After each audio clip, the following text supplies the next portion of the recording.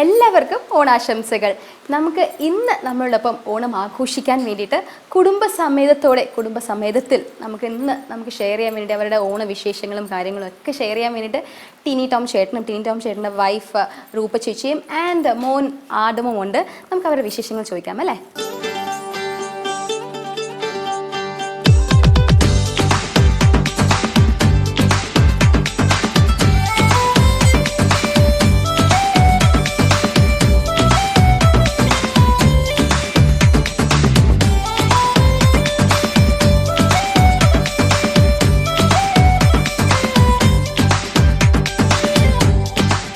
Yes, അപ്പോൾ നമുക്ക് ഓണം സെലിബ്രേഷനും ഓണവിശേഷങ്ങളെ കുറിച്ചൊക്കെ നമുക്ക് ടീനേറ്റർ ചോദിക്കാം. ടീനേട്ടാ, ഓണാശംസകൾ.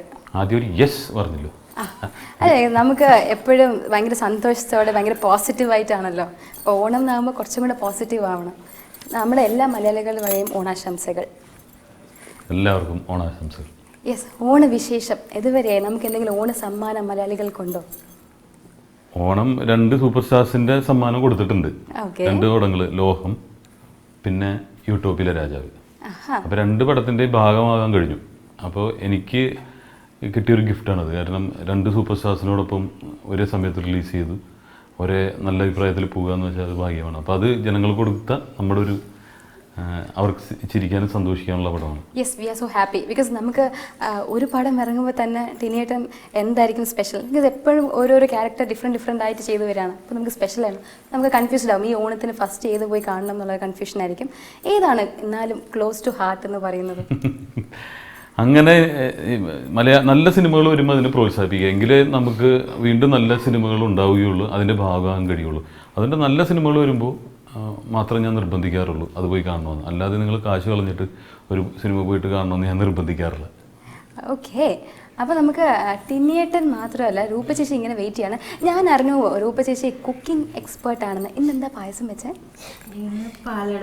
ഞാൻ അടുക്കളയിൽ വരുന്നത്, ഇത് കഴിയട്ടെ. ഓക്കെ, അപ്പം നമുക്ക് ഇങ്ങനെ ഫിലിമിനെ കുറിച്ചൊക്കെ ചോദിക്കുകയായിരുന്നു.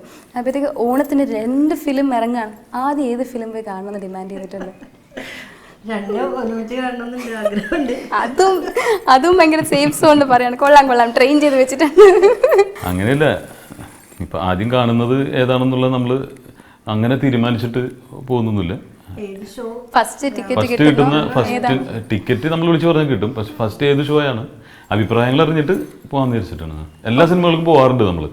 ഇന്നാളുടെ സിനിമ അങ്ങനെയൊന്നും വിചാരിച്ചിട്ടാണ്. നല്ല സിനിമകൾ കാണും, നല്ലതാണെങ്കിൽ അവരെ വിളിച്ച് പറയാറുണ്ട്. അത് ഞങ്ങൾ ഒരുമിച്ച് തന്നെയാണ് പോകാറ്. അപ്പോൾ നല്ല സിനിമകളൊന്നും ഉണ്ടാവട്ടെ, എങ്കിലേ നമുക്ക് മുന്നോട്ട് പോകാൻ പറ്റുള്ളൂ. അതെ. ആഡം, ഹാപ്പി ആണോ? അച്ഛൻ അഭിനയിച്ച ഏത് പടമാണ് കൂടുതൽ ഇഷ്ടം? അതും ഭയങ്കര സേഫ് സോണിലൊന്നും പറയാം, അത് സത്യസന്ധമായിട്ട് പറഞ്ഞോ. അല്ല, ഞാൻ പറയട്ടെ, ഫ്രണ്ട്സ് ഒക്കെ അച്ഛൻ അഭിനയിച്ചത് നല്ല രസമായിരുന്നു എന്നൊക്കെ പറഞ്ഞ ഏതായിരുന്നു? അവനൊരു സിനിമ നല്ലതെന്ന് പറയാറില്ല. ആണോ? ഞാൻ അഭിനയിച്ചതൊന്നും നല്ലതെന്നും പറഞ്ഞിട്ടില്ല. ആണോ? അതെന്താണ് ആഡം അഭിനയിക്കുന്ന ഇഷ്ടമല്ല? സൂപ്പർമാൻ അങ്ങനെയുള്ള പരിപാടികളാണ്. നമുക്ക് സൂപ്പർ സ്റ്റാർസ്, സൂപ്പർ ഹീറോസിനൊക്കെയാണ് എൻ്റെ ഇഷ്ടം. അച്ഛൻ്റെ അത്ര അഭിനയം പോരെ? അച്ഛൻ്റെ അഭിനയം കൊള്ളൂലേ?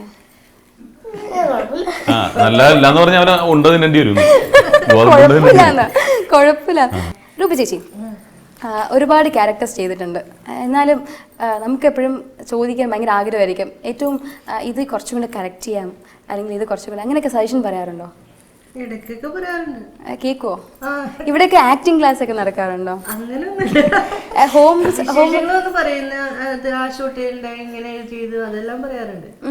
ഇത് ഏതെങ്കിലും ഫിലിമിന്റെ ഭാഗമായിട്ട്? ഇപ്പൊ നടന്നൊരു പടത്തിന്റെ ഇതിനു വേണ്ടിയിട്ട് ചെയ്തതാണ്. ഇതേപോലൊക്കെ ലുക്ക് മാറുമ്പോൾ നമുക്കൊരു ലുക്ക് മാത്രം മാറുള്ളൂ, അഭിനയം പഴയത് തന്നെയല്ലേ. ലുക്ക് മാറുമ്പോൾ നമുക്കൊരു കോംപ്ലക്സ് അങ്ങനെയൊക്കെ ഉണ്ടോ? ഇല്ല. ആദ്യം കണ്ടിഷ്ടപ്പെട്ടത് തന്നെ പല ലുക്കിലാണ്. മമ്മൂട്ടി, മോഹൻലാല്, സുരേഷ് ഗോപി ഒക്കെ പല ലുക്കിൽ കണ്ടിട്ടാണ് എന്നെ അവസാനം ഇഷ്ടപ്പെട്ടത്.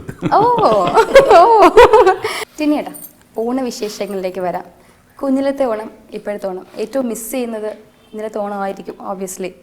ഇപ്പം നമുക്ക് സെലിബ്രിറ്റി സ്റ്റാറ്റസ് ഒക്കെ ആകുമ്പം എന്തൊക്കെയാണ് കൂടുതൽ മിസ് ചെയ്യുന്നത്? എനിക്ക് കുഞ്ഞിലെ ഓണത്തേക്കാൾ ഇഷ്ടം ഇനി നാളെ അടുത്ത വർഷം വരാൻ പോകുന്ന ഓണമാണ്. കാരണം കൂടുതൽ കളർഫുള്ളായി വന്നുകൊണ്ടിരിക്കുകയാണ്. നമ്മൾ വെറുതെ പഴയ ഓണമായിരുന്നു ഓണം എന്നൊക്കെ പറഞ്ഞിട്ട് ഒരിക്കലും ആരും പ്രായമാവരുത് മനസ്സിൽ. പ്രായം ഒരു നമ്പർ മാത്രമാണ്. അപ്പോൾ ഒരിക്കലും പഴയ ഓണമാണ് നല്ലത്, പഴയതെന്ന് പറഞ്ഞാൽ നോസ്റ്റാൾജിയായിട്ട് ഇരിക്കരുത്. ഇപ്പോൾ ഉള്ളവരോടൊപ്പം ആഘോഷിക്കാൻ ശ്രമിക്കുക എന്നുള്ളതാണ് എൻ്റെ ഒരു മെസ്സേജ് അല്ല, എനിക്ക് പറയാനുള്ളത് അതാണ്. കാരണം ഇനി അടുത്ത വർഷം വരാൻ പോകുന്ന ഓണം ഇതിനേക്കാൾ മികച്ചായിരിക്കും. പക്ഷെ കേട്ട അന്ന് മുതൽ അല്ലെങ്കിൽ കണ്ടന്ന് ഓണത്തിന് വ്യത്യാസങ്ങളൊന്നുമില്ല. ഊഞ്ഞാലാട്ടം, പൂക്കളം, ഓണത്തപ്പം ഇതൊക്കെ തന്നെയാണ്. അതിന്റെ ചുറ്റുപാടുകൾ മാറുന്നു എന്നുള്ളൂ. ഇപ്പൊ നെറ്റി കൂടി ആയിരിക്കും ഓണം. ഇപ്പൊ അല്ലേ, ഒരു ഫോൺ എടുത്ത ഫുള്ള് ലോകത്തെ എല്ലാ ഓണം കാണാൻ. അതെ അതെ. പിന്നെ എനിക്കിഷ്ടം, എൻ്റെ ഓണം എനിക്ക് ഇഷ്ടമുള്ളതെന്ന് പറഞ്ഞാൽ പ്രോഗ്രാമിന് പോകുന്നതാണ് ഇഷ്ടം. ഞാനത് ചോദിക്കാൻ വന്നതാണ്. അതാണ് ഫുൾ ഷോസിന്റെ ബഹളമായിരിക്കും. അപ്പൊ ഈ തിരുവനന്തപുരം വരെ എങ്ങനെ വന്നാലും സിനിമ ഉണ്ടെങ്കിൽ തന്നെ ഞാൻ എന്നാലും 1-2 ഷോ ഞങ്ങൾ കൂട്ടുകാരോടൊപ്പം പോവുക എന്നുള്ളതാണ്.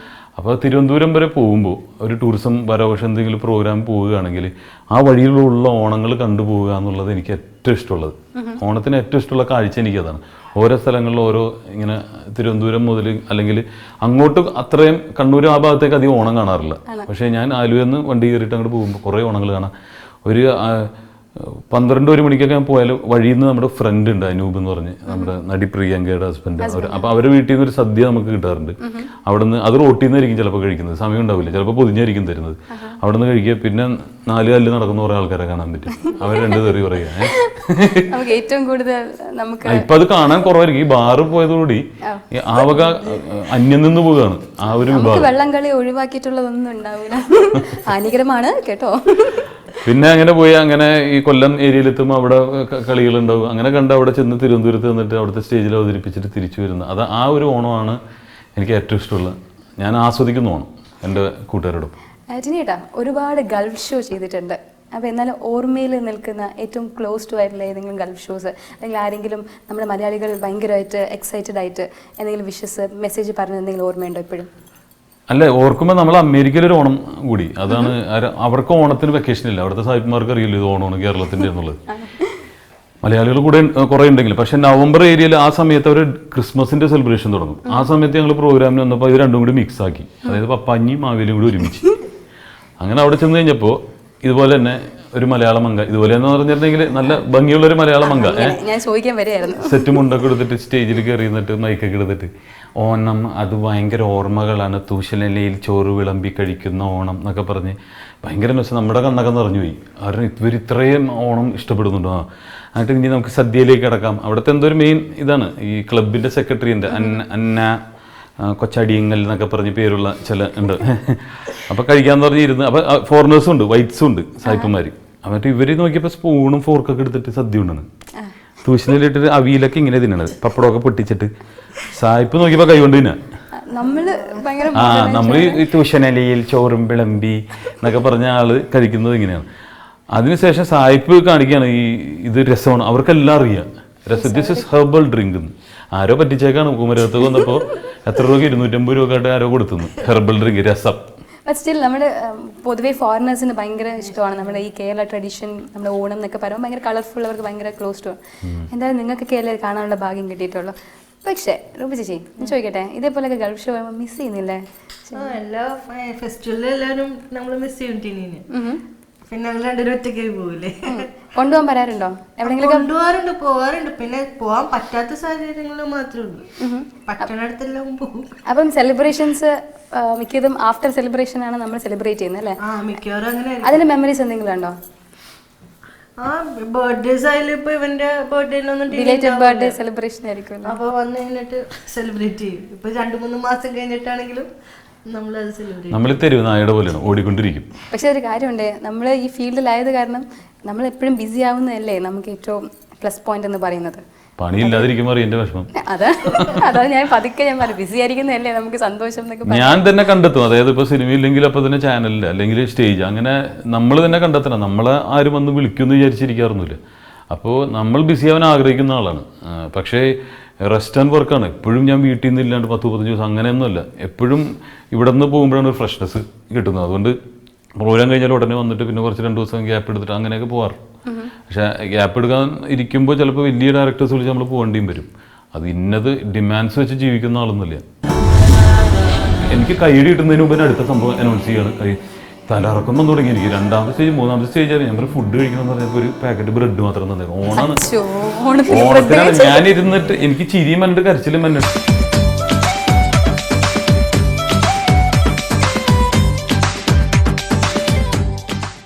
ഒരു ഒറ്റ നോട്ടത്തിൽ ഇതൊരു ജാട അല്ലെങ്കിൽ ഭയങ്കര ദേഷ്യക്കാരൻ അല്ലെങ്കിൽ നമുക്കൊരു കുറച്ച് സീരിയസ് ക്യാരക്ടറാണ് എന്ന് ടിനിച്ചേട്ടന് കണ്ടാൽ പറയുമെങ്കിലും മലയാളികളെ ചിരിപ്പിക്കാൻ വേണ്ടിയിട്ട് നമുക്ക് കിട്ടിയൊരു മുത്താണ്. എന്നാലും ടിനിയേട്ടനെ ചിരിപ്പിച്ച സംഭവം എന്തെങ്കിലും ഓണം റിലേറ്റ് ചെയ്തിട്ട് അല്ലെങ്കിൽ ഏറ്റവും ചിരിപ്പിച്ച സംഭവം എന്തെങ്കിലും ഉണ്ടായിട്ടുണ്ടോ? നമ്മളെപ്പോഴും ചിരിച്ചുകൊണ്ടിരിക്കുകയാണ് ഓരോ അവസരത്തിലും. കാരണം ഈ ഒരു പ്രാവശ്യം ഓണത്തിന് നമ്മൾ സാധാരണ എറണാകുളം ഇങ്ങനെയുള്ള ഏരിയയിലെ പ്രോഗ്രാം പിടിക്കാറ്. ഒരു പ്രാവശ്യം പക്രു വിളിച്ചിട്ട് പറഞ്ഞു ഈ പ്രാവശ്യം കോട്ടയത്ത് നമുക്ക് ഓണം ആഘോഷിക്കാം. അപ്പൊ നോക്കിയപ്പോൾ 6 പ്രോഗ്രാം പിടിച്ചേക്കാം. 6 ഞാനൊക്കെ 2 മാക്സിമം ചെയ്തിട്ടുള്ളൂ. ഇത്ര ഉള്ളെങ്കിലും നിരത്തെ നടന്ന് പിടിച്ചേക്കാണ് പരിപാടി.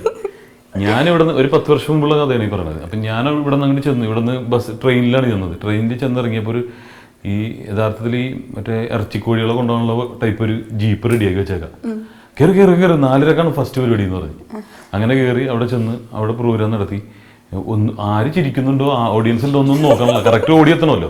വരുന്നു, കാണാപ്പാടം അവതരിപ്പിക്കുന്നത്, എന്തൊക്കെ കാണിക്കുന്നു, ഓടുന്നു. ഇവൻ എന്നിട്ട് ഭ്രാന്താക്കണം, ഓട്. ഇവനാണെങ്കിൽ ഈ സ്റ്റേജിൽ തന്നെ അങ്ങോട്ട് എത്തണമെങ്കിൽ ഓട്ടോറിക്ഷ പിടിച്ച് വരണം.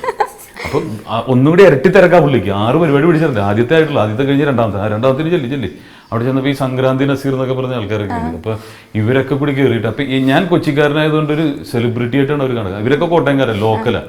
അപ്പോൾ ഇവരെ കാണുമ്പോൾ ഇവന്മാരെ വള്ളത്തില്ലെന്നേ വളിപ്പാ എന്നൊക്കെ പറഞ്ഞിട്ട് ഇരിക്കുമ്പോൾ കൊച്ചിൻ ടിനിട്ടോ എന്ന് പറയുമ്പോൾ ഞാൻ ചെല്ലും. പ്രോഗ്രാം മതി. അത് എനിക്ക് കൈയടി കിട്ടുന്നതിന് മുമ്പ് അടുത്ത സംഭവം അനൗൺസ് ചെയ്യാണ്.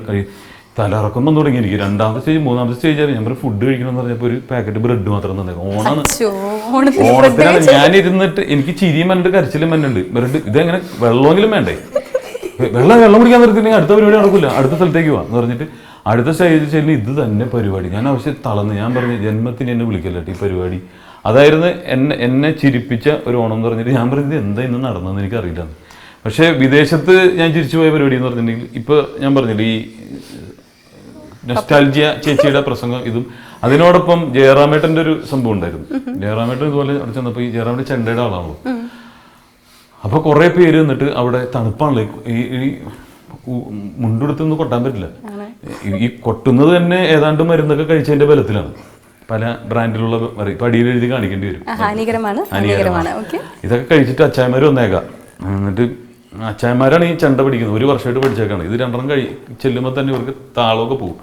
എന്നിട്ട് ഈ ശരിക്കും പറഞ്ഞ ഈ പാറപ്പുറത്തിട്ടൊക്കെ അടിക്കുന്ന സൗണ്ട് ഈ ചെണ്ടക്ക്, അതിന്റെ തണുപ്പൊക്കെ വന്നിട്ടേ അടിയൊരു അടിക്കുന്നു, എന്തൊക്കെയോ ഇങ്ങനെ കൊട്ടുന്നു, ഭയങ്കര ബഹളാണ്. നമുക്ക് ചിരിയും വന്നിട്ട് പാടില്ല.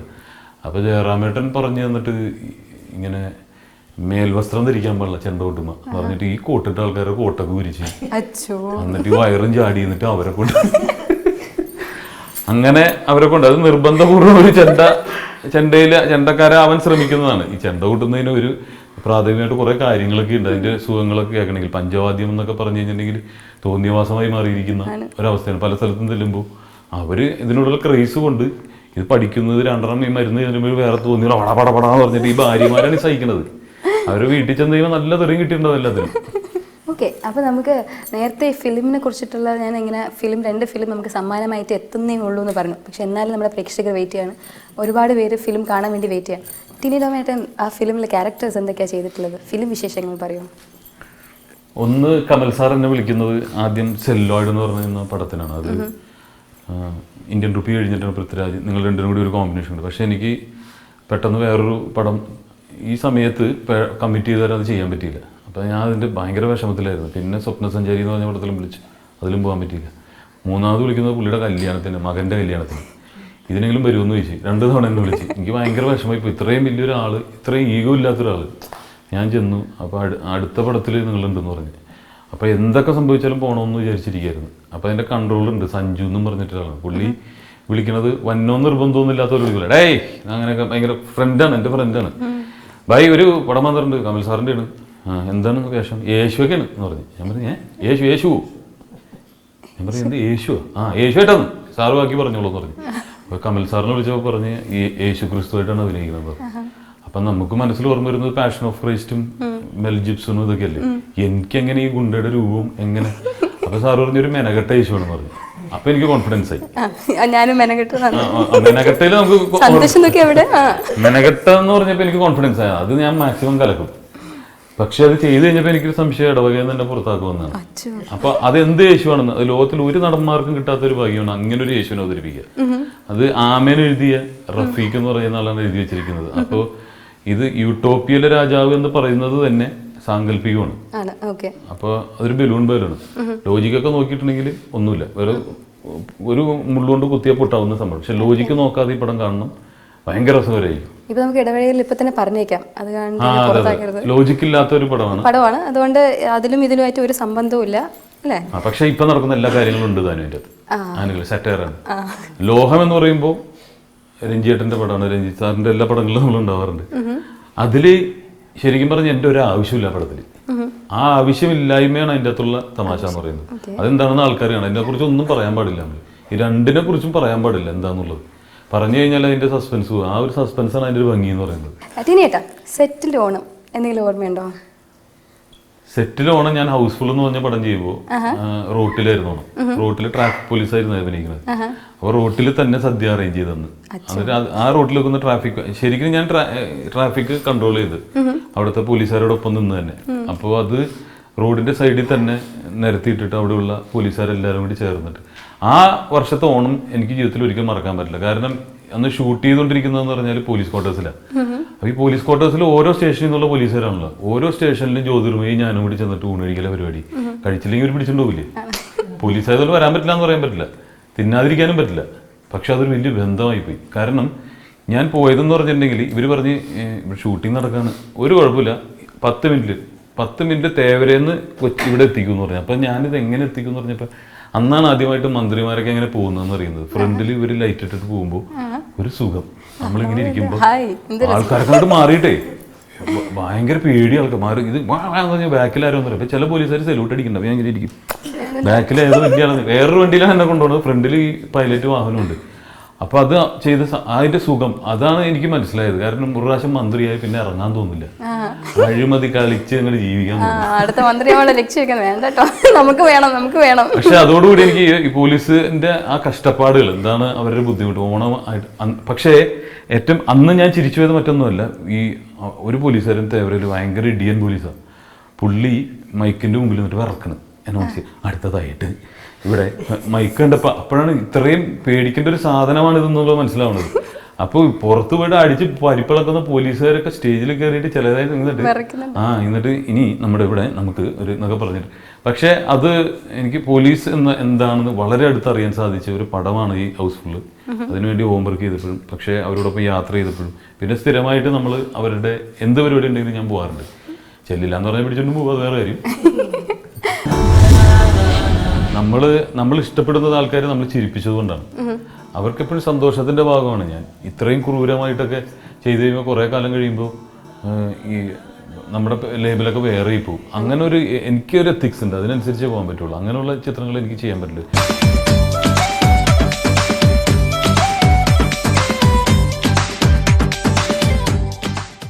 ഓക്കെ, ആസ് എ ഫാദർ ഇപ്പം എന്തെങ്കിലും എനിക്ക് മോനെ ഈ സ്റ്റഡീസിൻ്റെ ഭാഗത്തേക്ക് എനിക്ക് ഹെൽപ്പ് ചെയ്യാൻ പറ്റുന്നില്ല, അങ്ങനെയൊക്കെ ഒരു വിഷമങ്ങളൊക്കെ ഉണ്ടോ? അങ്ങനെയൊന്നും വിഷമമൊന്നുമില്ല. അതൊക്കെ ആരാ പറഞ്ഞത്? ഇപ്പോഴുള്ള കാലഘട്ടത്തിലൊക്കെ ഈ പോണ പോലെ നമ്മളിപ്പോൾ ഈ കത്തിച്ചു വിട്ടേക്കുന്ന റോക്കറ്റ് പോലെയാണ്. ചിലപ്പോൾ അവിടെ ചെല്ലുമായിരിക്കും, അങ്ങേറ്റത്ത് ചിലപ്പോൾ ഇടയിൽ വീണു പോരും. അങ്ങനെ അങ്ങനെയൊന്നുമില്ല. ഇന്ന പ്ലാൻഡ് ആയിട്ടുള്ളൊരു ലൈഫാ അല്ലെങ്കിൽ ഒരു കൊറിയോഗ്രാഫി ഇതൊന്നുമല്ല ജീവിക്കുന്നത്. വരുന്നത് പോലെ പോട്ടെ, ആരും വേദനിപ്പിക്കാതെ ചിരിപ്പിച്ചുകൊണ്ട് പോകുക എന്നുള്ളതാണ്. നമ്മൾ ആരെയും വേദനിപ്പിക്കാറില്ല, ചിരിപ്പിക്കുന്ന ആളാണ് ഞാൻ. ചിരിക്കാൻ ഇഷ്ടപ്പെടുന്ന ഒരാളാണ്. അപ്പോൾ എനിക്കും അതുപോലെ തന്നെ ജീവിക്കണമെന്നാണ്, ചിരിച്ച് പോകണമെന്നല്ല. അതെ, അവിടെ ഇങ്ങനെ കുറേ ബിസിനസ് നിർത്തി, ഇവിടെ കുറേ ബിസിനസ് എൻ്റെ അടുത്ത് തിലകഞ്ചേട്ടൻ പറഞ്ഞാണ്. കുറേ കാലം കഴിയുമ്പോൾ ടിനിട്ടോ മാലുവിൽ കുറേ സ്ഥലം മേടിച്ചെന്നല്ല കേൾക്കേണ്ടത്, കുറച്ച് നല്ല സിനിമകൾ ചെയ്തെന്നാണ് അറിയേണ്ടത്. സിനിമയിൽ ഇഷ്ടപ്പെടുന്ന ഒരാളെന്ന നിലയിൽ കുറച്ച് സിനിമകൾ ചെയ്യണം, അപ്പോഴാണ് നമുക്ക് സന്തോഷം കിട്ടുക. അല്ലാതെ ഭയങ്കര കാറ് മേടിച്ച് കുറേ സ്ഥലം മേടിച്ചുകൊണ്ടൊന്നും എനിക്ക് അതുകൊണ്ടൊരു സാറ്റിസ്ഫാക്ഷൻ തോന്നുന്നില്ല. കുറേ എൻ്റെ ആ ഫ്രണ്ട്സ് ആദ്യമൊക്കെ ഗൾഫിൽ പോകുമ്പോൾ പെർഫ്യൂമൊക്കെ മേടിച്ചിട്ടുണ്ടെന്ന് പറയുന്നത്. ഇപ്പോൾ പറയണത് ഷുഗർ നോക്കണം മെഷീൻ മേടിച്ചിട്ട്. മനസ്സിലായി? ആ അവസ്ഥയിലാണ് അവരെന്തെങ്കിലും ഈ ടെൻഷൻ അടിച്ചിട്ട് ജീവിച്ചിട്ടാണ്. എനിക്കിപ്പോൾ നമ്മൾ പറയുമല്ലോ, കുറച്ച് നമ്മൾ അതിനുവേണ്ടി ചിലവാക്കണം നമ്മുടെ ശരീരത്തിന് വേണ്ടിയിട്ട്. അതായത് ഈ ഷുഗറും കൊളസ്ട്രോളും ഇതൊക്കെ ഉള്ള കൂട്ടുകാരായി മാറിയുണ്ട്. അപ്പം നേരത്തെ പെർഫ്യൂമിന് പറഞ്ഞിരുന്ന ആൾക്കാർ ഇപ്പോൾ പറയുന്നത് ഷുഗറിൻ്റെ കൊളസ്ട്രോൾ നോക്കണം മെഷീനൊക്കെയെന്ന് പറയുന്നത്. ആഡം, PT അസോസിയേഷൻ മീറ്റിങ്ങിന് അച്ഛൻ വന്നിട്ടുണ്ടോ? സ്കൂളിൽ വന്നിട്ടില്ല. ആഗ്രഹമല്ലേ വീട്ടിലൊക്കെ സ്കൂളിലൊക്കെ കൊണ്ടുപോയി ഭയങ്കര ഷോ ഒക്കെ കാണിക്കണം എന്നൊക്കെ? എന്തൊക്കെയാ ഫ്രണ്ട്സ് ഒക്കെ എന്തൊക്കെയാ പറയുന്നത്? കളിയാക്കി പറയുന്ന, അസൂയ കൊണ്ട് പറയുന്നതായിരിക്കും. ആ ഇതറിഞ്ഞില്ല. എന്താ കാര്യം അങ്ങനെ പറയാൻ? ആ അപ്പൊ അച്ഛനെ എങ്ങനെ ബിസിനസ് അങ്ങനെ ഓഫീസായിട്ട് പോകുന്നതാണ് ഇഷ്ടം, അല്ലെങ്കിൽ അഭിനയിച്ച് നിന്നാൽ മതിയോ? അതെന്താ അങ്ങനെ പോരെയെന്ന് എൻ്റെ അടുത്ത് ചോദിക്കുകയാണ്. വേണ്ടേ? അല്ല, എപ്പോഴും അവന്റെ സ്കൂളിൽ നിന്ന് ഗസ്റ്റ് വേണമെന്ന് പറയും. ഫസ്റ്റ് പറയുന്നത് അച്ഛൻ മമ്മൂട്ടീനെ ഇരിക്കും. മമ്മൂട്ടിയെ കിട്ടിയാൽ കുഴപ്പമില്ലായിരുന്നു, മമ്മൂട്ടിയില്ലെങ്കിൽ കുഴപ്പമില്ല, മോഹൻലാലിനെ വിളിച്ചാലും മതി. എന്ത് കൊടുക്കണം? സെലിബ്രിറ്റി കോർഡിനേറ്റർ ആയി മാറി. അപ്പൊ എങ്ങനെയാണ് അച്ഛാ അവർക്ക് എന്താ കൊടുക്കണത്? കുറെ ഓഡിയൻസ് ഒക്കെ ഉണ്ടല്ലോ, മമ്മൂക്ക മോഹൻലാലും ഓഡിയൻസിനെ കാണാണ്ട് കിടക്കണ്ടേ. അപ്പൊ ലാസ്റ്റ് ഞാൻ തന്നെ പോകും. മറ്റേത് 1 കോടി കൊടുക്കണം, ഞാനാകുമ്പോൾ നാരങ്ങളും കുടിച്ചിട്ട് പോയിക്കോളൂ. ലാസ്റ്റ് ഗസ്റ്റ് എന്നിലെത്തും. ഓക്കെ. രൂപ ചേച്ചി, നമ്മൾ ഫാമിലി, നമ്മളിപ്പോൾ നിങ്ങൾ 3 പേർ ഫാമിലി ഗെറ്റ് ടുഗദേഴ്സ് ഇങ്ങനെയൊക്കെ പോകാറില്ലേ? അപ്പം ഇതേപോലെ ഇങ്ങനെ സെലിബ്രിറ്റി സ്റ്റാറ്റസ് ഒക്കെ ആയിട്ടാണ് പോകുന്നത്, അല്ല ഭയങ്കര കോമൺ ആയിട്ട് ഭയങ്കര റിലാക്സ്ഡ് ആയിട്ട്? അപ്പൊ ഇതേപോലെ സെലിബ്രിറ്റി സ്റ്റാറ്റസ് ഒക്കെ കാണിച്ചിട്ട് മാറ്റി നിർത്തി 5 സ്റ്റാർ ഹോട്ടലിൽ നമ്മളൊക്കെ സാധാരണക്കാരായിട്ട് ജീവിക്കുന്നതാണ്. നമ്മളെ ഓരോ വിശേഷങ്ങൾ ചോദിക്കുമ്പോൾ നമുക്ക് ഭയങ്കര എക്സൈറ്റഡ്. നമുക്ക് മലയാളികൾ നമ്മൾ എക്സ്പെക്ട് ചെയ്യുന്നത് ഇവരൊക്കെ ഇങ്ങനെ ഒരു ഫാമിലി ഗെറ്റ് ടുഗദറിൽ പോകുമ്പോൾ ആൾക്കാർ എങ്ങനെ ട്രീറ്റ് ചെയ്യുന്നത് ആസ് എ നമ്മൾ ഫാമിലി മെമ്പർ അല്ലെങ്കിൽ സെലിബ്രിറ്റി. ഞങ്ങൾ മരിച്ചു കഴിഞ്ഞിട്ട് 7 ആണ്ട് പിന്നെ മാമോദീസ, ഇതൊക്കെയാണ് നമ്മുടെ പരിപാടികൾ. അല്ലാതെ 5 സ്റ്റാർ ഹോട്ടലിലെ റെഡ് കാർപ്പറ്റ് പരിപാടികൾക്കൊന്നും നമ്മളങ്ങനെ പോകാറില്ല. നമ്മളിപ്പോൾ വിചാരിക്കുമ്പം ഇവരൊക്കെ ഒരു ഫംഗ്ഷന് പോയി കഴിഞ്ഞാൽ സെന്റർ ഓഫ് അട്രാക്ഷൻ ആയി, ഇവരുടെ ആദ്യം ഗസ്റ്റുകളാരും മിണ്ടത്തില്ല.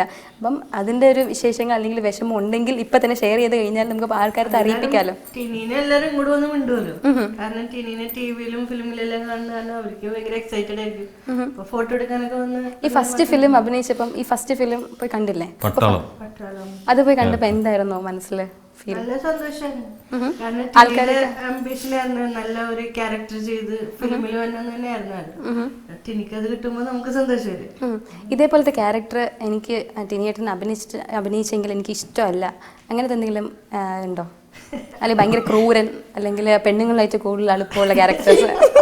ഓ ചിരിക്കുന്നുണ്ട്. അപ്പൊ ഇവിടെ എന്തെങ്കിലും ഡിസ്കഷൻ നടന്നിട്ടുണ്ട് കേട്ടോ. അങ്ങനെയൊന്നുമില്ല, എല്ലാം ചെയ്തങ്ങനെ ഇപ്പൊ എല്ലാം എനിക്ക് ഇഷ്ടമാണ്, ഇഷ്ടപ്പെടാത്ത അങ്ങനെ ഒന്നും വന്നില്ല. അല്ല എന്തെങ്കിലുമൊക്കെ ആദ്യമേ പറഞ്ഞിട്ടുണ്ടോ? ഇപ്പൊ നമ്മളാണെങ്കിൽ ഹസ്ബൻഡ് എന്തെങ്കിലും ഇതേപോലത്തെ ക്യാരക്ടർ കിട്ടുകയാണെങ്കിൽ, അതെ പെണ്ണുങ്ങളുടെ ക്ലോസ് സീൻസ് ഒക്കെ ആണെങ്കിൽ എനിക്ക് ഇഷ്ടമല്ല, പിന്നെ ഇവിടെ വീട്ടിൽ വന്ന് ഇടിയും ബഹളമൊക്കെ അങ്ങനെ പറയുമല്ലേ? ടിനിയേട്ടന് അതിന് അഭിപ്രായ വ്യത്യാസങ്ങളുണ്ടോ? നാളത്തെ ചോറ് കിട്ടില്ല കേട്ടോ, നാളത്തെ സദ്യക്ക് ചോറ് കിട്ടില്ല, സാമ്പാർ കിട്ടില്ല. അല്ല, നമ്മള് ഇപ്പൊ എല്ലാ വേഷം ചെയ്യാൻ ഞാൻ തയ്യാറാണ്, പക്ഷെ ചില 1-2 വേഷങ്ങൾ ഞാൻ മാറ്റിയിട്ടുണ്ട്. അത് ചെയ്യാൻ അതൊന്നും കൊണ്ടല്ല. ഒരു ആള് വന്നിട്ട് ഇങ്ങനെ പറഞ്ഞു, ഒരു മകള് 8 വയസ്സ് പഠിക്കുന്ന മകളാണ്, അതിനെ റേപ്പ് ചെയ്യുന്നത്. ഞാൻ പറഞ്ഞു എന്നെ കൊണ്ട് നടക്കൂലെന്ന് പറഞ്ഞു. അത് നിങ്ങളൊരു ആക്ടറല്ലേ, ആക്ടറാണ്, പക്ഷെ നമ്മൾ ഇഷ്ടപ്പെടുന്നത് ആൾക്കാർ നമ്മൾ ചിരിപ്പിച്ചത് കൊണ്ടാണ്. അവർക്കെപ്പോഴും സന്തോഷത്തിന്റെ ഭാഗമാണ് ഞാൻ. ഇത്രയും ക്രൂരമായിട്ടൊക്കെ ചെയ്ത് കഴിയുമ്പോൾ കുറേ കാലം കഴിയുമ്പോൾ ഈ നമ്മുടെ ലേബലൊക്കെ വേറെ പോകും. അങ്ങനെ എനിക്കൊരു എത്തിക്സ് ഉണ്ട്, അതിനനുസരിച്ചേ പോകാൻ പറ്റുള്ളൂ. അങ്ങനെയുള്ള ചിത്രങ്ങൾ എനിക്ക് ചെയ്യാൻ പറ്റില്ല. കുറച്ചെങ്കിലും ആൾക്കാരെ എടുത്ത്, 1-2 പേരെ ചിലപ്പോൾ സിനിമ കണ്ടിട്ടുണ്ടാവുള്ളൂ, നന്നായിട്ട് അഭിനയിച്ചു, നല്ല പടമായിരുന്നു എന്ന് പറയുന്നത് കേൾക്കാൻ എനിക്ക് സന്തോഷം. അല്ലെങ്കിൽ വളരെ ക്രൂവലായിട്ട് വില്ലനൊക്കെ ചെയ്യാറുണ്ട്, പക്ഷേ അതിൻ്റെ ഒരു ലിമിറ്റ് ഉണ്ട്. നമ്മൾ സാധാരണ മലയാളിയാണ്, മലയാളികളുടെ ഇടയിൽ നടക്കുന്ന ആൾക്കാരാണ്. അതുകൊണ്ട് അതുപോലുള്ള അച്ഛൻ മകളെ പീഡിപ്പിക്കുന്ന അങ്ങനെയുള്ളതൊന്നും എനിക്ക് ചെയ്യാൻ പറ്റില്ല. അതായത് ഭയങ്കര നെഗറ്റീവ് ആയിട്ടുള്ള റോളൊന്നും പറ്റില്ല. നെഗറ്റീവ് റോളൊക്കെ കുഴപ്പമില്ല, പക്ഷെ ഓവർ നെഗറ്റീവ് ആൾക്കാർക്ക് ഇഷ്ടപ്പെടാത്ത ക്യാരക്ടർ ചെയ്യാൻ അത്ര ഡാർക്കിലേക്ക് പോകാൻ എനിക്ക് ഇഷ്ടമില്ല. കുറച്ച് എന്നാലും ഒരു വെളുത്ത രീതിയിൽ നിന്നാൽ മതി. എന്തായാലും ടിനിയേട്ടാ, പക്ഷെ എനിക്കിത് അഭിനയിക്കാൻ പറ്റിയില്ലല്ലോ, എനിക്ക് മിസ് ചെയ്തല്ലോ, അങ്ങനെ പറഞ്ഞ ഏതെങ്കിലും ക്യാരക്ടർ ഉണ്ടോ? എനിക്ക് അങ്ങനെയല്ല, ഒരു പാട്ട് സീൻ മാത്രം ചെയ്യണമെന്ന് എൻ്റെ മനസ്സിൽ ആഗ്രഹമുള്ളായിരുന്നു. അത് ഉള്ളടക്കത്തില് പാതിരാമഴയെ അത് കാണുമ്പോൾ എനിക്ക് എപ്പോഴും ഫീൽ ചെയ്യും. അത് ആ ഒരു പാട്ടിനോട് എനിക്ക് ഭയങ്കര ഒരു അട്രാക്ഷനാണ്. ഔസേപ്പച്ചൻ സാറാണ്, കമൽ സാറിൻ്റെയാണ്. അപ്പൊ അവർ രണ്ടുപേരും തന്നെയാണ് യൂട്ടോപ്പിയിലെ രാജാവിൻ്റെ. അതിന്റെ ഇടയിൽ എനിക്ക് പെടാൻ പറ്റിയ ഭാഗ്യം എൻ്റെ ഒരു കൊതി കൊണ്ടായിരിക്കും.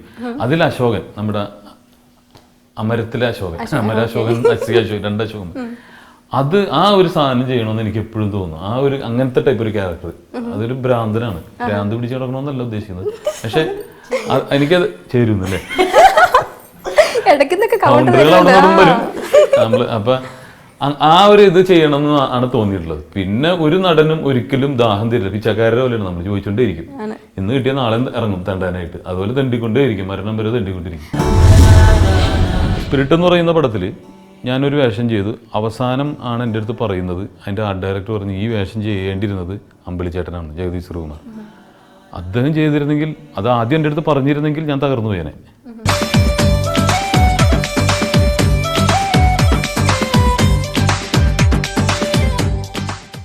ടിനിയേട്ടാ, ഒരുപാട് സിനിമകൾ അഭിനയിച്ചു, നമ്മളെല്ലാവരും ഫാനാക്കി എന്ന് പറയാം. പക്ഷെ ഒരുപാട് ഫിലിമുകൾ മുഖം കാണിക്കാതെ അഭിനയിച്ചിട്ടുണ്ടെന്ന് കേട്ടിട്ടുണ്ട്. ആ വിശേഷം ഒന്ന് പറയുമോ? അങ്ങനെ ചെയ്യുന്നതിന് മുൻപ് ഞാൻ സിനിമകളിൽ അഭിനയിച്ചിട്ടുണ്ട്. അതായത് പഞ്ചപാണ്ഡവർ എന്ന് പറഞ്ഞൊരു സിനിമയിലാണ് ഫസ്റ്റ്. അതിൽ നടപ്പായിരുന്നു. അതിൽ മെയിൻ വില്ലൻ രാജൻ പിതാവാണ്. അദ്ദേഹത്തിൻ്റെ അനിയന്മാരാണ്. ഇങ്ങനെ നടക്കും. എന്നിട്ട് നായകൻ വരുമ്പോൾ നോക്കും. ഞാനൊക്കെ ഭയങ്കര നോട്ടം നോക്കിയത്. പക്ഷെ ഇതൊന്നും ആരും കാണുമെന്ന് വിചാരിച്ചില്ല. ഇത് കണ്ട ആളെന്ന് പറഞ്ഞാൽ മമ്മൂക്കയാണ്. ഒരു ദിവസം എന്നെ വിളിച്ചിട്ട് ചോദിച്ചു, താൻ പഞ്ചപാണ്ഡവർ എന്ന സിനിമയിൽ അഭിനയിച്ചിട്ടുണ്ടെന്ന്. എൻ്റെ ഉള്ളിൽ നിന്ന് പോയി, ദൈവമേ അതൊക്കെ കണ്ടല്ലോ എന്ന് പറഞ്ഞിട്ട് അതുവരെ കണ്ടേക്കണ്. അതിൽ തൻ്റെ ക്യാരക്ടർ എന്താണെന്ന് ചോദിച്ചു. ഞാൻ പറഞ്ഞാൽ അങ്ങനെയൊന്നുമില്ല, അങ്ങനെ ഒരു ക്യാരക്ടറുണ്ട്. എന്താ സംഭവം എന്താണ്? ഞാൻ പറഞ്ഞ നടക്കും ഇങ്ങനെ. എന്നിട്ട് നായകനെ കാണുമ്പോൾ ഇങ്ങനെ നോക്കും. കൊള്ളാം, മികച്ച അഭിനയം ഉണ്ടോ കഴിച്ചു വെച്ചത്. ആദ്യം എന്താണ് ചെയ്യുന്നതെന്ന് അവരടുത്ത് ചോദിക്കും. തൻ്റെ ക്യാരക്ടർ എന്താണെന്ന്. ഇത് എന്തിനു വേണ്ടിയാണ് നടക്കുന്നത്? ഇത് ആരെ പേടിപ്പിക്കാനാണ്? ആ സമയത്ത് നമ്മൾ അവസരം അന്വേഷിച്ച് നടക്കല്ലേ. അപ്പം നമുക്കിത് തരുന്നത് എന്താണെന്ന് അധികം ചോദിക്കാനും പറ്റില്ല. കെ ഹരിദാസിൻ്റെ പടമാണത്. അതിനുശേഷം മിമിക്സ് ആക്ഷൻ 500 എന്ന് പറഞ്ഞ പടത്തിൽ അഭിനയിച്ചു. പിന്നെ ഒരു ക്യാരക്ടറായിട്ട് ചെയ്യുന്നത് പട്ടാളം എന്ന് പറഞ്ഞ സിനിമയിലാണ്. അതിൽ മിലിറ്ററിക്കാരാണ്, കംപ്ലീറ്റ് ക്യാമ്പ് എന്ന് പറഞ്ഞ മിലിറ്ററിയിൽ നിന്ന് വന്നേക്കുന്നത്, റിട്ടയർ അത് 13 വർഷം സർവീസ് കഴിഞ്ഞ ആൾക്കാരാണ്. അന്ന് നമ്മളെ പഠിപ്പിക്കാൻ ഞാനൊന്നും അത്ര നോട്ടബിൾ ആയിട്ടില്ല. ചാനലൊക്കെ ചെറുതായിട്ട് വന്ന് തുടങ്ങിയിട്ടുള്ളൂ. ഇപ്പോൾ ലാൽ ജോസ് സാറാണ് എന്നെ കൊണ്ടുവന്നത്. അപ്പം നമ്മളെ ട്രെയിൻ ചെയ്യാൻ എത്തുന്നതെന്ന് പറഞ്ഞാൽ അവിടെ കേട്ടത് കുറേ മറ്റേ രാജീവ് ഗാന്ധിനെയൊക്കെ മർഡർ കേസിലൊക്കെ പോയ ഒരാളാണ് വരുന്നത്. 164 പാരച്യൂട്ട് ജമ്പിങ് ചെയ്തിട്ടുണ്ട്. അപ്പോൾ ഇദ്ദേഹമാണ് നിങ്ങളെ ട്രെയിൻ ചെയ്യിക്കാൻ പോകുന്നത്. അപ്പോൾ ആരാണത്? മേജർ രവി എന്ന് പറയും. അപ്പം ബിജുവാനൊക്കെ പറയും ഒരു രക്ഷയില്ലാത്ത ശ്രീലങ്കക്കാരൊക്കെ വെടിവെച്ച് വന്നിട്ടുള്ള ആളാന്ന് പറയും. അങ്ങനെ ഒരു ബ്ലാക്ക് കാറിൽ ഗ്ലാസ്സൊക്കെ വെച്ചിട്ട് വന്ന് നിൽക്കുകയാണ്. ഇങ്ങനെ നോക്കുമ്പോൾ ഫുൾ പട്ടാളക്കാർ ഭയങ്കര ഉടുമ്പ് നിൽക്കുന്ന പോലെ നിൽക്കണത്. അപ്പം ഞാൻ ജോജു എന്ന് പറഞ്ഞിട്ടുണ്ട്, ജോർജ് ഒക്കെ പടവലങ്ങ പോലത്തെ ആൾക്കാരോ. ഉച്ചക്ക് ഫുൾ ചോറ് സാമ്പാർ നിന്നിട്ട് നിൽക്കണേ. മറ്റേ പട്ടാളക്കാരെ ഇങ്ങനെ സ്റ്റൗട്ടായിട്ട് നിൽക്കുകയാണ്. ജോജു, ഞാൻ, ഇവരൊക്കെ ഇപ്പം സിനിമയിൽ അന്ന് അനുഭവിച്ച കഷ്ടപ്പാട് ഇപ്പം പട്ടാളം എടുത്ത് കണ്ടു കഴിഞ്ഞാൽ എൻ്റെ ഏതൊക്കെ നടന്മാരെന്നറിയാം. അങ്ങനെ ഞങ്ങൾ കുറച്ച് പേര് ഇങ്ങനെ ഇപ്പുണ്ട്. ജോജുവിൻ്റെ കാലൊക്കെ വളഞ്ഞിങ്ങനെ പല ഷേപ്പിലൊക്കെ ഇരിക്കുന്നത്. അപ്പോൾ ഈ പ്രൊഡ്യൂസറിൻ്റെ അനിയനുണ്ട്, സുബേർ എന്ന് പറഞ്ഞ പ്രൊഡ്യൂസറുണ്ട്. അദ്ദേഹത്തിൻ്റെ അനിയനും ഇതിൻ്റെ അകത്ത് അഭിനയിക്കുന്നുണ്ട്. അവനും നമ്മുടെ കൂട്ടത്തിൽ ഇട്ടേക്കണം. അവന് വേറെ പ്രിഫറൻസ് ഒന്നുമില്ല. അപ്പോൾ സുബേർക്ക് അടുത്ത് ചോദിച്ചാൽ പറഞ്ഞ് അവൻ അഭിനയിക്കട്ടെ, അല്ലാണ്ട് ഇതിൻ്റെ അകത്ത് ഞാൻ റെക്കമെൻഡ് ചെയ്ത് അവൻ ചെയ്യുന്നത് വേണ്ടെന്ന് പറയും. ഞാൻ നോക്കിയപ്പോൾ അവൻ നിന്ന് സല്യൂട്ട് പിടിക്കുകയാണ് ബാക്കിൽ. ടിനി മേജർ രവി വരുന്നുണ്ട്, സൂക്ഷിക്കണം, ഭയങ്കര ഡേഞ്ചറസ് ആണ്. ഞാൻ നോക്കിയപ്പോൾ എന്തൊക്കെയോ പറഞ്ഞ് സല്യൂട്ട് എന്നൊക്കെ പറഞ്ഞ് എന്തൊക്കെയോ പറയണേ. ഇവനാണെങ്കിൽ ശരിക്കും ജോലി ബാഗ് ഉണ്ടാക്കലാണ്. അവൻ്റെ ജോലി ലെതറിൻ്റെ ഈ ചെരുപ്പുണ്ടാ ആ പരിപാടിയാണ്. പക്ഷേ ഇവൻ പെട്ടെന്ന് മിലിറ്ററിക്കാരനായേക്കാണല്ലോ. അതുകൊണ്ട് കയ്യിൽ നിന്ന് പിടിച്ചിട്ട് ഇങ്ങനെ വളഞ്ഞു വൃത്തിയാക്കിയാണ്. ഞാൻ പറഞ്ഞു ഇത് ഇങ്ങനെയൊക്കെ കാണിച്ചു കഴിഞ്ഞാൽ അയാൾ കൊല്ലുന്നത്. അപ്പം നമ്മൾ നടന്മാരായതുകൊണ്ട് ഫ്രണ്ടിലാണ് ഈ പട്ടാളക്കാർ നിൽക്കുന്നത്, മുമ്പിൽ നിർത്തിയിട്ടുണ്ട്. മേജർ ഇങ്ങനെ നോക്കിയപ്പോഴേ 3 പേര്, ഒരു ഷേപ്പില്ലാത്ത 3 പട്ടാളക്കാർ. ഞാൻ ഇങ്ങനെ നിൽക്കണ്, നമുക്കറിയില്ല. മാർച്ച് ചെയ്യാൻ പറഞ്ഞോടുകൂടി ഉണ്ടല്ലോ ബാക്കിൽ ഇങ്ങനെ പട്ടാളക്കാരുടെ വൈറ്റിട്ട് ഒന്നും അറിയാൻ പാടില്ല. ജോജു എന്ന് പറഞ്ഞവൻ കൈ ഇങ്ങനെ എടുക്കും, ഞാൻ ഇങ്ങനെ എടുക്കും, മറ്റവൻ വേറെ ഇങ്ങനെ എടുക്കും. അപ്പോൾ ഞങ്ങളുടെ അടുത്തോട്ട് ഇങ്ങനെ വരാണ്, അടിപൊളി ഇങ്ങനെ നോക്കി. അപ്പോൾ ഞങ്ങളുടെ കൂടെ വേറൊരുത്തനുണ്ട്, വേറൊരു സിനിമയിൽ നായകനായ വേറൊരുത്തനുണ്ട്. അവൻ നായകനായെന്ന് വിചാരിച്ചപ്പോൾ അവൻ ഇത് സുഖമായിട്ട് ചെയ്യാൻ പറ്റുമെന്ന് വിചാരിച്ചത്. ഇവൻ ലാസ്റ്റ്, അതായത് ഈ പ്രാക്ടീസിനൊന്നും വന്നില്ല. ഷോട്ട് എടുക്കാൻ നേരത്താണ് ഞങ്ങൾ ഏകദേശം ട്രെയിൻഡായി. ഷോട്ട് എടുക്കാൻ നേരത്താണ് ഇവൻ വന്ന് നിൽക്കുന്നത്. അത് ഓരോരുത്തരുടെ പൊസിഷൻ ഉണ്ട് ഇങ്ങനെ 1 2 3 4. ഇവൻ കയറിയിട്ട് ആരോ പൊസിഷനിൽ കയറി നിന്ന്. അപ്പോൾ എല്ലാവരും ഇങ്ങനെ നിൽക്കുമ്പോൾ ഒരാൾക്ക് ആ പൊസിഷൻ കിട്ടിയിട്ടില്ലല്ലോ. അയാൾ മാത്രം ഈ വെടിക്കെട്ടിൻ്റെ ഇടയിൽ പട്ടി വെട്ട പോലെ നടന്ന് ഓടിക്കൊണ്ടിരിക്കുകയാണ്. അവിടെ ഷോട്ടാണിത്. ഈ പ്രാന്തന്മാർക്കോ ഞങ്ങൾ കാരണം മൊത്തം ഷൂട്ട് പ്രശ്നം. ഞാൻ പറഞ്ഞു ലാൽ ജോസ് സാറേ, ഞാൻ മിലിറ്ററി അല്ല മിമിക്രി ആണെന്നൊന്ന് പറയാം പുള്ളിയെടുത്ത്, നമുക്കിത് അറിയില്ല എന്ന് പറഞ്ഞു. അങ്ങനെയാണ് പുള്ളി എന്നെ നോട്ട് ചെയ്യുന്നത്. ഓഹോ നിങ്ങൾ ഇന്നാൾ പിന്നെ മനസ്സിലായി, അദ്ദേഹം തൊപ്പി വെച്ച് പറ്റ വെട്ടി എല്ലാം ഒരുപോലെയാണ് ഇരിക്കുന്നത്. പുള്ളിക്ക് കാര്യം മനസ്സിലായി. അതാണ് നമ്മുടെ ആദ്യത്തെ അനുഭവം. പക്ഷേ അതിൽ മമ്മൂക്കയെ പരിചയപ്പെടാനും കൂടെ പങ്കെടുക്കാനും ബിജു മേനോൻ ഞങ്ങളെല്ലാം കൂട്ടായി. അതിനുശേഷം വെള്ളിമൂങ്ങ ചെയ്യുമ്പോൾ അന്നത്തെ കാര്യങ്ങൾ പറഞ്ഞ് ഇപ്പോഴും കണ്ടാലും ഞാനും ജോജു ഇവരൊക്കെ ചിരിക്കുന്നത് അത് ഓർത്തിട്ട് തന്നെയാണ് അന്നത്തെ കാര്യങ്ങൾ. അത് പക്ഷേ നല്ലൊരു ബന്ധമായി. മമ്മൂക്കനെ ഞാൻ അനുകരിക്കും. അന്ന് അവിടെ ഡാൻസ് സീൻ എടുക്കുമ്പോൾ ഞാനിങ്ങനെ നോക്കിയിരിക്കണം കണ്ടിട്ട് മമ്മൂക്ക പറഞ്ഞത് അവൻ്റെ അടുത്ത് മാറ്റാൻ പറഞ്ഞു. ആദ്യം ഇവനായിരിക്കും സ്റ്റേജിൽ പോയിട്ട് ഇത് ചെയ്യണത്, എന്നിട്ട് പുള്ളി ഡാൻസ് പ്രാക്ടീസ് ചെയ്തു. പക്ഷേ അതിനുശേഷം നല്ലൊരു ബന്ധമായിട്ട് പിന്നീട് ഇങ്ങനെ പിന്നെ വരുന്നതെന്ന് പറഞ്ഞാൽ എനിക്ക് വരുന്ന വിളി എന്ന് പറഞ്ഞിട്ടുണ്ടെങ്കിൽ വിനയൻ സാറിൻ്റെ ഒരു പടത്തിൽ ബോയ് ഫ്രണ്ട് എന്ന് പറയുന്ന പടത്തിൽ ഡൂപ്പായിട്ട് ചെയ്യാം. മമ്മൂക്ക ഒരു കോളേജിലേക്ക് വരുന്നു. ഇതൊക്കെ പറയുന്നതിൻ്റെ കണക്ഷൻ കിട്ടാൻ വേണ്ടിയിട്ട് പറഞ്ഞു. പക്ഷെ അത് ചെയ്തോടി ഭയങ്കര ഇഷ്യൂസായി. ബോയ് ഫ്രണ്ട് പടം കാരണം വിനയൻ സാറ് ഈ അസോസിയേഷനിൽ നിന്ന് പുറത്തായി, ഫെഫ്കെന്ന് പുറത്തായി, ഞാൻ സിനിമയിലേക്ക് കയറി. അങ്ങനെ മമ്മൂക്ക പിന്നീട് പല സ്റ്റേജിലും കണ്ടിട്ടാണ് പിന്നെ എന്നെ വിളിക്കുന്നത്. അതായത് അണ്ണൻ തമ്പി എന്ന് പറയുന്ന പടത്തിൽ, അതുപോലെ തന്നെ പട്ടണത്തിൽ ഭൂതം, പാലേരി വാണി, എല്ലാം ഇവർക്കൊക്കെ കാണാണ്ടറിയാം. അപ്പോൾ ആ 3 ചിത്രങ്ങളിലും അദ്ദേഹം ഡബിൾ റോളാണ് ചെയ്തിരിക്കുന്നത്. അപ്പോൾ അടുപ്പിച്ചടുപ്പിച്ച് കുറേ പടങ്ങൾ ഇങ്ങനെ ഡബിൾ റോൾ വരികയാണ്. പിന്നെ നോക്കിയാൽ പാലേരി വാണിക്കും അതിൽ ത്രിബിളാണെന്ന്. അപ്പോൾ 3 വേഷം നമ്മളിന്ന് മാറി മാറി ഇങ്ങനെ ചെയ്യണം. പക്ഷേ അതെനിക്കൊരു ഭാഗ്യമായിട്ടാണ്, അതൊരു ഒരിക്കലും ഒരു വിഷമമായിട്ടല്ല തോന്നിയത്, അതൊരു ചാൻസ് ആയിട്ട് തോന്നിയത്. പിന്നെ അവിടെ ചെന്ന് കഴിയുമ്പോൾ നമ്മൾ അടിപൊളി ഒന്ന് നന്നാക്കി എടുക്കും. അതായത് ഇന്ന് കാലത്ത് എന്താ കഴിച്ചത്? ഞാൻ പുട്ട്. എത്ര ഊറ്റിന്ന്? 2 ഊറ്റി.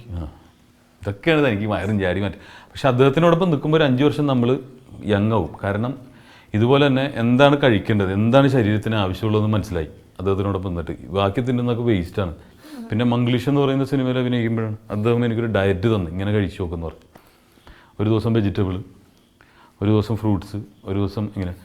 അപ്പോൾ ഈ ജോജു ഒളിച്ചെന്ന്, ഈ കർണൻ ഒളിച്ചെന്ന് പഠിച്ചല്ലേ.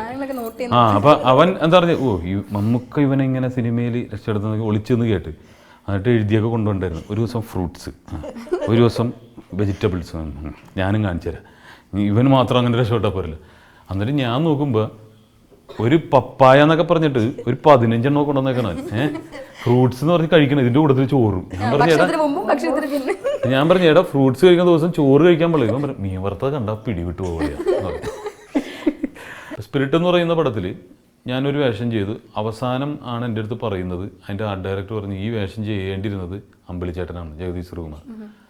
അദ്ദേഹം ചെയ്തിരുന്നെങ്കിൽ, അത് ആദ്യം എൻ്റെ അടുത്ത് പറഞ്ഞിരുന്നെങ്കിൽ ഞാൻ തകർന്നു പോയേനെ.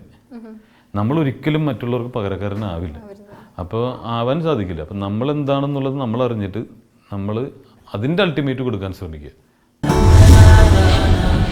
ഒരു റോയൽ ലുക്ക് ഉള്ളൊരാൾ പിന്നീട് ആമേൻ എന്ന് പറയുന്ന സിനിമയിൽ കണ്ട് നമ്മൾ ഞെട്ടിപ്പോയതല്ലേ. ഫാദർ വിൻസം പട്ടോളി, താങ്കളുടെ കൂളിംഗ് ഗ്ലാസും കാർ ഫ്രൈയൊക്കെ റെഡിയാക്കി വെച്ചോളൂ, കാരണം റോഹ് ഇടാനുള്ള സമയമായി.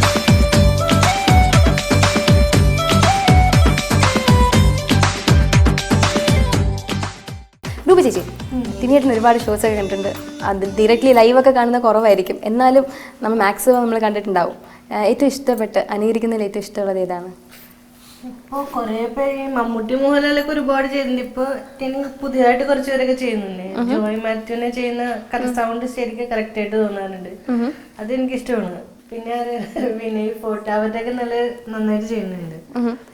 തിരിയേട്ട നമുക്ക് വേണ്ടിയിട്ട് പുതിയ നമ്പേഴ്സ്. ഇവരെല്ലാം എൻ്റെ അടുത്ത സുഹൃത്തുക്കളാണ്, അങ്ങനെ ഞാൻ അനുകരിച്ചതാണ്. ഇപ്പോൾ വിനയിനെ ഞാൻ അനുകരിക്കുമ്പോൾ ഞാൻ വിനയടുത്ത് പറഞ്ഞ് എനിക്ക് എന്തോ ഒരു ഇത് സ്പാർക്ക് തോന്നുന്നുണ്ട്, ഇനി നിൻ്റെ ഭാഗ്യമാണ്, കാരണം ഞാൻ ഇവിടെയൊക്കെ അനുകരിക്കാൻ പോവാണ്, നീ സ്റ്റാർ ആവാൻ പോകണ്ടെന്ന് പറഞ്ഞു. അവരനുകരിക്കപ്പെടുമ്പോഴാണ് കുറച്ചും കൂടി സ്റ്റാർ ആവുന്നത്. അവൻ ആ കഴിവുള്ള ആൾ തന്നെയാണ്. മംഗ്ലീഷ് അഭിനയിക്കുമ്പോഴാണ് എനിക്ക് കൂടുതൽ അവനായിട്ട് ക്ലോസ് ആയത്. അപ്പം ഞാൻ അവൻ്റെ അടുത്ത് ചോദിച്ചു, വിനയ് പൂന ഇൻസ്റ്റിറ്റ്യൂട്ടിൽ നിന്നൊക്കെ അല്ലേ പഠിച്ചത്, അവിടെ എന്താണ് എങ്ങനെയാണ് പഠിപ്പിക്കുന്നത്? അത് ചേട്ടാ നമ്മൾ സാധാരണ ആക്ടിങ് എന്ന് പറഞ്ഞിട്ടുണ്ടെങ്കിൽ വെറുതെ ഒന്ന് അഭിനയിക്കുന്നതല്ല ചേട്ടാ, അവർ കോൺസെപ്റ്റ് കൊടുക്കും ചേട്ടാ. അത് പറഞ്ഞു കഴിയുമ്പോൾ അത് നമ്മുടെ ഫേസിൽ എക്സ്പ്രഷനായിട്ട് വരുമ്പോഴാണത് എന്താണ് ആക്ടിങ് എന്നുള്ള വരുന്നത്. അപ്പോൾ എനിക്ക് പിടുത്തം കിട്ടില്ല, അതെങ്ങനെയത്? അത് ചേട്ടാ നമ്മുടെ ഇൻസ്റ്റിറ്റ്യൂട്ടിൽ പറയാം അമ്മ എന്ന് പറഞ്ഞൊരു സബ്ജക്റ്റ് തരും, അത് സബ്ജക്റ്റീവ് ആക്കണം നമ്മൾ. അത് അമ്മ എന്ന് പറഞ്ഞ് എന്നിട്ട് മുഖത്ത് വരുത്താൻ പറയും. അപ്പോൾ എങ്ങനെയാണ് അത്? കണ്ണിൽ വരും ചേട്ടാ. അതെങ്ങനെയാണത്? കണ്ട അമ്മ എന്ന് പറഞ്ഞാൽ വന്നാണ്ട, അതെങ്ങനെയാണ് ചേട്ടാ? ഞാൻ പറഞ്ഞ് വന്നു ചേട്ടന് മനസ്സിലായിട്ടുള്ളത് അത് ശരിക്കും ക്യാമറയിൽ മനസ്സിലായി. ചേട്ടൻ ചെന്ന് ക്യാമറയിൽ നോക്ക്, അത് കറക്റ്റായിട്ട് സെൻസ് ചെയ്തിട്ടുണ്ട്. ക്യാമറ സെൻസ് ചെയ്യും നമ്മൾ. ഓക്കെ, ക്യാമറ ഒരിക്കലും ചതിക്കില്ല ചേട്ടാ. ഓക്കെ. അപ്പം അച്ഛാന്ന് പറഞ്ഞാൽ അച്ഛാന്ന് പറഞ്ഞാൽ ഇപ്പം കണ്ട അച്ഛൻ്റെ അങ്ങനെ അത് സബ്ജക്റ്റീവായിട്ട് ചേട്ടാ അതിപ്പം മനസ്സിലാവില്ല. അത് എഫക്റ്റ് ചെയ്യുന്നത് സ്ക്രീനിലാണ് ചേട്ടാ. അത് നമ്മൾ വിചാരിക്കുന്ന പോലെ അല്ല, വെറുതെ ആക്ടിങ് എന്ന് പറഞ്ഞാൽ അങ്ങനെ. അപ്പം എനിക്ക് പേടിയായി പോയി, ഇത്രയും സീരിയസ് ആണ് അഭിനയം. അമ്മ എന്ന് പറയുമ്പോൾ മുഖത്ത് വരുന്ന കണ്ണിലാണ്. അപ്പം ഇങ്ങനെ ഇവനെ കേട്ട് ഞാൻ എല്ലാ ദിവസം ക്ലാസ്സാണ് പുള്ളി എടുത്ത് തന്നിട്ട്. അപ്പോൾ നാഷണൽ അവാർഡ് കിട്ടി ആൾക്കാരുണ്ട്, അവരുടെയൊക്കെ ഒപ്പം ക്ലാസ് അറ്റൻഡ് ചെയ്തിട്ടുള്ള ആളാണ്. അപ്പോൾ ഓരോന്ന് ചോദിക്കും. ഇന്ന് എൻ്റെ മനസ്സിൽ ഒരു സാധനം മനസ്സിലാണ്, പിറ്റേ ദിവസം കാണുമ്പോൾ ശരി ഞാൻ പഠിച്ചെന്ന് പറയും. അതെങ്ങനെയാണ് ചേട്ടാ? കാണിച്ചു ചേട്ടാ. ഗ്രാൻഡ് ഫാദർ എങ്ങനെയുണ്ട് ചേട്ടാ? കളിയാക്കല്ലോ ചേട്ടാ, അങ്ങനെയല്ല, അത് സബ്ജക്റ്റീവാണ്. അപ്പോൾ അവനായിട്ട് ഭയങ്കര ക്ലോസ് ആയി. പിന്നെ ജോയ് സാറായിട്ടുള്ള അടുപ്പം എന്ന് പറഞ്ഞാൽ ഇന്ത്യൻ റുപ്പി മുതലാണ്. അത് അപ്പോൾ യഥാർത്ഥത്തിൽ ലൈവായിട്ടുള്ള സിനിമയിലേക്ക് ഷട്ടറൊന്നും ചെയ്തിട്ടില്ല. അപ്പോൾ രഞ്ജിയേട്ടൻ്റെ ഗ്രൂപ്പാണിത് കോഴിക്കോട്. അവിടെ വന്നിരുന്ന് കഴിഞ്ഞിട്ട് ആ വരൂ ടിനി ടോം, നിന്നെ കണ്ടിട്ട് ശരിക്കും ഒരു മുസൽമാൻ ലുക്ക് തന്നെയാണ്. ഭയങ്കര അപ്പോഴെൻ്റെ മനസ്സിൽ ഒരു റോയൽ ലുക്ക് ഉള്ളൊരാൾ. പിന്നീട് ആമേൻ എന്ന് പറയുന്ന സിനിമയിൽ കണ്ട് നമ്മൾ ഞെട്ടിപ്പോയത് അല്ലേ. ഫാദർ വിൻസം പാട്ടോളി, താങ്കളുടെ കൂളിംഗ് ഗ്ലാസും കാർഡ് ഫ്രൈയൊക്കെ റെഡിയാക്കി വെച്ചോളൂ, കാരണം ലോഹ വിടാനുള്ള സമയമായി എന്ന് പറഞ്ഞ് ഇങ്ങനെ. അപ്പോൾ അതിനുശേഷം ഇപ്പോൾ യൂട്യൂബിലെ രാജാവിൽ ഞങ്ങൾ തമ്മിൽ കോമ്പിനേഷൻസാണ്. ത്രൂ ഔട്ട് സിനിമയിൽ ഞങ്ങൾ രണ്ടുപേരുമാണ് ഞങ്ങളുടെ ഏരിയാസ് ഉള്ളത്. അപ്പോൾ അത് യഥാർത്ഥത്തിൽ എന്നെ കോമ്രേഡ് എന്ന് വിളിക്കണം. എല്ലാവരും അങ്ങനെ വളരെ ക്ലോസ് ആയിട്ടുള്ള ആളാണ്. സാധാരണ സിനിമയുടെ ഇതൊന്നും കയറിയില്ല, കാരണം പെട്ടെന്ന് വന്നതൊന്നുമല്ലോ. ശരിക്കും ചവിട്ടി എല്ലാം മനസ്സിലാക്കിയിട്ട് വന്നത്. അവരൊക്കെ നല്ല ഹ്യൂമൻ ബീയിങ്സ് ആയിരിക്കും. ഇപ്പോൾ വിനയ് ആയാലും ഇവരൊക്കെ നല്ല ഹ്യൂമൻ ബീയിങ്സ് ആണ്. അപ്പോൾ അവരെ അനുകരിക്കാൻ എനിക്ക് തോന്നും. പക്ഷെ നല്ല രസമാണ് കേട്ടോ. നമ്മൾ അറ്റ് എ ടൈം തന്നെ ഞാൻ തന്നെ അടുത്തിരുന്ന് ഇങ്ങനെ രസിച്ചുകൊണ്ടിരിക്കുകയായിരുന്നു. പക്ഷെ അറ്റ് എ ടൈം തന്നെ സ്വന്തം വോയിസും ആൻഡ് വിനയൻ്റെ വോയിസും ഇങ്ങനെയൊക്കെ ഇവർ തമ്മിൽ ഭയങ്കര വ്യത്യാസം എന്ന് പറഞ്ഞാൽ വിനയുടെ സൗണ്ട് കേട്ടില്ലേ, ചേട്ടാ നമ്മളും അങ്ങനെയാണ്. മറ്റേത് എന്താ സിദ്ദിഖ്ലാൽ അങ്ങനെ തന്നെയാണ്. സ്റ്റേജിൽ ഷോ ചെയ്യുമ്പോൾ കണ്ടിട്ടില്ലേ ഒരു നമസ്കാരം, എല്ലാവർക്കും ഈ പ്രോഗ്രാമിലേക്ക് സ്വാഗതം. ഞാനും ലാലും സിനിമയിലേക്ക് വന്നത് ഒരു മിമിക്രിക്കാരൻ്റെ അസിസ്റ്റൻ്റായിട്ടാണ്. ഫാസിൽ എന്ന് പറയുന്ന പാച്ചിക്ക, ഞങ്ങളുടെ പാച്ചിക്ക. അതുപോലെ തന്നെ ഞങ്ങൾ കണ്ടുപഠിച്ച മിമിക്രി എന്ന് പറയുന്നത് ഷറഫിന്റെയും കൊച്ചുനാറിഫിന്റെയും അതുപോലെ കൊതുകുമാണപ്പൻ്റെയൊക്കെ മിമിക്രിയാണ്. അതുപോലെ തന്നെ നമ്മുടെ പടത്തിലൊക്കെ അവർ സഹകരിച്ചിട്ടുണ്ടല്ലേ. നമ്മുടെ കൊതുകുമാണപ്പൻ്റെ മകൻ ജയനാണ് നമ്മുടെ സിനിമകളിൽ അഭിനയിച്ചിട്ടുള്ളത്. അതുപോലെ തന്നെ ഇവിടെയുള്ള എല്ലാം ഗംഭീര കക്ഷികളാണ്. അവർക്ക് എല്ലാവർക്കും സിദ്ധിക്ക് ചാൻസ് കൊടുക്കും, ഞാൻ കൊടുക്കില്ല. അവർ ആ ഒരു കെമിസ്ട്രി ഉണ്ട്. അത് എപ്പോഴും ഇപ്പം ഞാനും ബക്രൂം തമ്മിലുള്ളതാണ്. അൾട്ടിമേറ്റ്സ് ആണ്. ഒന്ന് നീളം കൂടിയത് ഒന്ന് നീളം കുറഞ്ഞത്, എന്ത് ശബ്ദം കൂടിയത് ശബ്ദം. അത് വരുമ്പോൾ ആൾക്കാർക്ക് കേൾക്കാനും കാണാൻ രസമായിരിക്കും. ഓക്കെ, നമ്മൾ ഒരുപാട് വിശേഷങ്ങൾ കേട്ടു. ആൻഡ് എൻ്റെ ആഗ്രഹപ്രകാരം ഞാൻ ലൈവിൽ എനിക്ക് കാണാൻ പറ്റിയ നമ്മുടെ മലയാളികളും ഓൺ സ്പോട്ടിൽ ഇൻവിറ്റേഷൻസ് ഒക്കെ കേട്ടു. We are so happy. ഓണവിശേഷങ്ങൾ ഇങ്ങനെ പറഞ്ഞുകൊണ്ടിരുന്നാൽ ഇനിയും പറഞ്ഞുകൊണ്ടിരിക്കും. പക്ഷേ നമ്മുടെ സമയം ഇവിടെ അവസാനിക്കുകയാണ്. നമ്മുടെ മലയാളികൾക്ക് എന്താണ് ടിനിയേട്ടൻ്റെ വിഷസ് പറയാനുള്ളത്? മലയാളികളോട് ഇപ്പോൾ പ്രത്യേകിച്ച് ഞാൻ പറഞ്ഞു, ഞാനൊരു അതിഥിയല്ല ശരിക്കും പറഞ്ഞു. കാരണം അവരുടെ ഇടയിൽ നിന്ന് വന്നിട്ടുള്ള ഒരാളാണ് ഞാൻ. ഈ സ്റ്റാർ അല്ലെങ്കിൽ സെലിബ്രിറ്റി എന്നൊക്കെ പറയുന്നത് ആകാശത്ത് ഇങ്ങനെ വിരിയുമ്പോഴാണ് അതിൻ്റെ ഭംഗി. അതെ, പെട്ടെന്ന് ഒരാളിങ്ങനെ നമ്മൾ യഥാർത്ഥത്തിൽ ഈ ഓണത്തിനൊക്കെ അമ്പലപ്പറമ്പിലും പള്ളിപ്പറമ്പിലൂടെയൊക്കെ വന്ന് അങ്ങനെ ജനങ്ങൾ, എനിക്ക് അങ്ങനെ തന്നെ ആവണമെന്ന് ആഗ്രഹമുള്ളൂ കേട്ടോ. പക്ഷേ ഈ സ്റ്റാർ എന്നതിനേക്കാൾ കൂടുതൽ ഞാൻ ഇഷ്ടപ്പെടുന്നത് ആക്ടർ എന്നറിയാം. അയാൾ നല്ലൊരു ആക്ടറാണ്. സ്റ്റാർ എന്ന് പറയുമ്പോൾ കുറച്ച് പോർഷനസിൽ കാണുന്നത്. നമ്മളൊരു നല്ല ആക്ടർ എന്ന് അറിയപ്പെടാനാണ്. ഇപ്പോൾ തിലകൻ ചേട്ടനെയൊക്കെ നമ്മൾ പറയുമ്പോഴും, അല്ലെങ്കിൽ കുതിരോട്ടം പപ്പു, ശങ്കരാടി ചേട്ടൻ, ബാലേന്ദ്ര മേനോൻ. ഞാൻ കണ്ടിട്ടുള്ള എനിക്ക് ഇഷ്ടമുള്ളൊരു സൂപ്പർ സ്റ്റാർ എന്ന് തന്നെ പറയുന്നത് ബാലേന്ദ്ര മേനോൻ സാറാണ്. അങ്ങനെ ഉള്ള ഭരത് ഗോപി സാറ്, അവരെയൊക്കെ പോലെ ആ ഷെയ്ഡ്സാണ് എനിക്ക് ചേരുള്ളൂ. ആ ചേരുമെന്ന് പറഞ്ഞിട്ടുണ്ടെങ്കിൽ അവരെ കഴിവുണ്ടെന്നല്ല, ഞാൻ ആഗ്രഹിക്കുന്നത് അങ്ങനെ ഭാവിയിൽ അറിയപ്പെടാനാണ്. അപ്പോൾ എന്നും മലയാളിയോട് പറയാനുള്ളത് എന്നെ ഒരു ആക്ടറായിട്ട് ഇഷ്ടപ്പെടണം എന്നുള്ളത് മാത്രമാണ്. അവരുടെ അംഗീകാരം കൊണ്ടുവന്നിട്ടുള്ള ഒരാളാണ് ഞാൻ എന്ന നിലയിൽ. മോശമാകുമ്പോൾ തീർച്ചയായിട്ടും വിളിച്ച് പറയുക, അത് നന്നാക്കാൻ ഞാൻ ശ്രമിച്ചുകൊണ്ടിരിക്കും. ഒരിക്കലും അവർ ഇയാൾ വന്ന് അങ്ങനെ പറയുന്നൊരവസ്ഥ ഉണ്ടാവാതിരിക്കട്ടെ എന്ന് ഞാൻ പ്രാർത്ഥിക്കുന്നു. അതിന് ഞാൻ പരമാവധി ഞാൻ ശ്രമിക്കും. എനിക്ക് തരുന്ന സപ്പോർട്ടിന് നന്ദി പറയുന്നു. Thank you.